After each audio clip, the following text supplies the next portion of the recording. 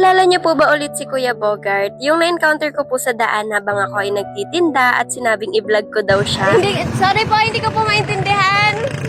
May sinasabi si Kuya, vlog ko daw siya. May asawang abroad, iwanan, pina-abroad ko para magkamera. Banda muli umang.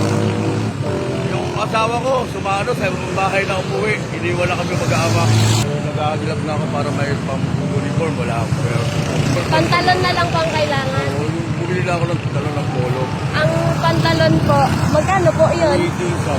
280? Yung dalawa sila, yung girlfriend.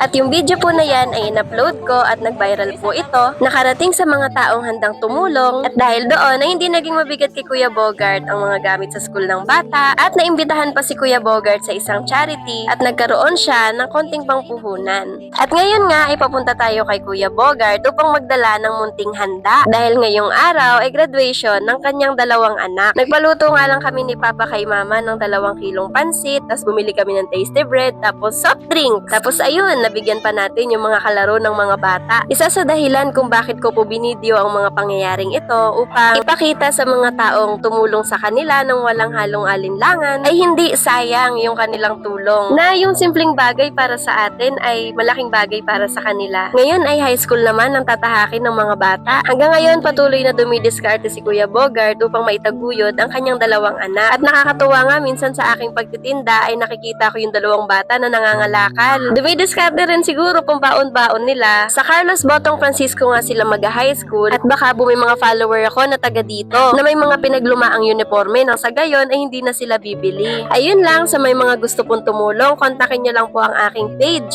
Siguradong sigurado pong makakarating sa kanila. Thank you for watching! Jane!